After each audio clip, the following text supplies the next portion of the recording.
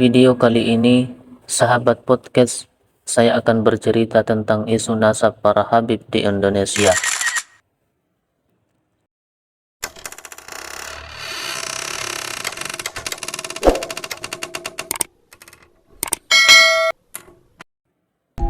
Habib adalah sebuah gelar yang diberikan masyarakat sebagai salah satu bentuk penghormatan dan kecintaan untuk menyebut orang tokoh agama yang berperan dalam berdakwah sesuai dengan Al-Quran dan Sunnah Rasulullah, serta mempunyai silsilah keturunan dari Rasulullah Sallallahu Alaihi Wasallam. Di Indonesia, nama Habib sudah tidak asing lagi didengar. Bahkan sejak zaman dulu sudah banyak dari kalangan Habib dari Yaman Hadramaut berdatangan di Indonesia sampai saat ini. Nah, baru-baru ini telah beredar di sosial media tentang isu nasab Habib. Yang jadi pertanyaan adalah, ada apa dengan nasab Habib ini? Ternyata setelah saya mendengar berita podcast di beberapa sosial media, isu tentang nasab Habib adalah adanya klaim yang mengatakan nasab Habib itu tidak bersambung kepada Nabi. Hal ini menjadi sorotan bagi umat muslim Indonesia. Di antaranya yang menyoroti adalah Kiai Imaduddin Utsman. Kiai Imaduddin Utsman mengatakan Habib yang mengaku keturunan baginda Nabi dari jalur Ba'alawi terputus. Bahkan Kiai Imaduddin Utsman menegaskan bahwa Habib itu bukanlah dari keturunan baginda Nabi Muhammad SAW. Perkataan Kiai Imaduddin ini menjadi pemicu konflik ketegangan dari para Habib dan masyarakat umum Indonesia. Mengapa Kiai Imaduddin mengatakan hal seperti itu?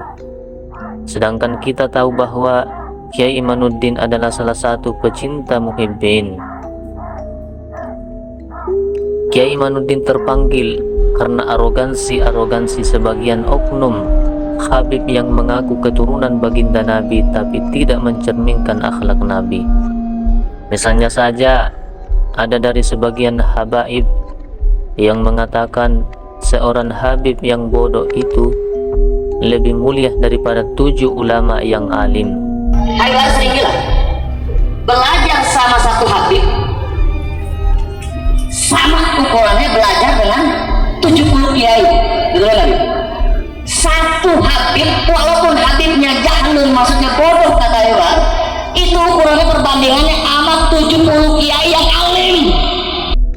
Ada juga mengatakan kaki seorang Habib yang bodoh lebih mulia daripada 70 ulama yang alim. Ustaz yang kurang ajar kepada para habaib. Kenapa kaki Habib yang nakal? Kenapa kaki Habib yang narkoba, yang maksiat, yang nakal, yang kotor dibandingkan kepala kiai yang pakai sorban masih lebih mulia? Kenapa kaki Habib yang maksiat tersebut? Masih banyak lagi berita-berita khurafat yang disebarkan dan didoktrinkan kepada umat. Hal inilah yang mendasari Kiai Imaduddin mulai mencari, meneliti, dan riset tentang nasab Habib ini. Apakah dia betul-betul keturunan Nabi atau bukan? Setelah Kiai Imaduddin melakukan riset dan meneliti nasab Ba'alawi ini secara historis, manuskrip, dan genetika, bisa disimpulkan bahwa nasab Ba'alawi yang bersambung ke Nabi itu terputus dari jalur Ubaidillah. Berdasarkan data sejarah, yaitu tulisan tangan atau manuskrip dari abad ke-4 sampai abad ke-9 awal, Ahmad bin Isa mempunyai 3 anak yang bernama Muhammad, Ali, dan Husain. Sedangkan Ahmad bin Isa adalah turunan cucu Nabi. Inilah yang diklaim para Habib. Ahmad bin Isa ini mempunyai anak yang bernama Ubaidillah yang melahirkan Alawi. Sedangkan nama Ubaidillah ini baru muncul dari abad ke-9. Abad ke-4, ke-5 sampai abad ke-9 awal, Ubaidillah tidak tercatat sebagai anak Ahmad bin Isa.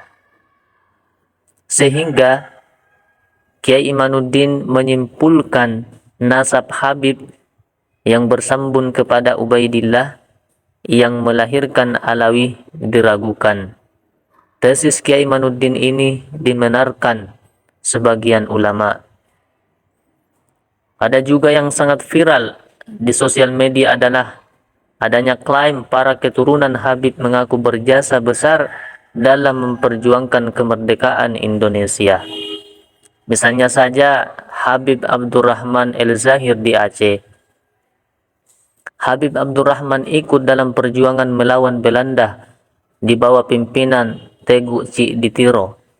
Singkat cerita, setelah pasukan Aceh mengalami kekalahan pada tanggal 13 Oktober 1878, Habib Abdurrahman menyerahkan diri kepada Belanda dengan syarat dia menetap di Makkah dengan menerima uang tahunan atas tunggangan pemerintah kolonial Belanda senilai $10.000 Amerika. Belanda mengatakan dengan menyerahnya Habib Abdurrahman suatu kesuksesan bagi kami karena Habib Abdurrahman merupakan tokoh yang paling berpengaruh di Aceh. Namun bagi pejuang-pejuang Aceh mengatakan sungguh merupakan musibah kekalahan bagi kami karena pemicu perpecahan umat Islam di Aceh. Meski Habib Abdurrahman sudah di Mekah, Belanda terus melakukan hubungan korespondensi untuk mengetahui seluk-beluk dan kelemahan masyarakat Aceh. Pada tanggal 3 Oktober 1884, Habib Abdurrahman mengirim surat kepada pemerintah Hindia Belanda di Aceh melalui Christian Snoek Orange di konsulat Belanda di Jeddah. Snoek adalah seorang ahli dari Belanda yang mempelajari Islam untuk mencari kelemahan pribumi Muslim Indonesia. Bagi masyarakat Aceh, Snoek juga dianggap musuh Islam karena dianggap berpura-pura masuk Islam dan membohongi rakyat Aceh. Kemudian tokoh kedua yang punya hubungan dengan Belanda adalah Habib Usman bin Yahya, Mufti Betawi di Aceh di era penjajahan Belanda. Habib Usman dijuluki Antek Belanda karena diduga telah menjalin hubungan dengan Belanda.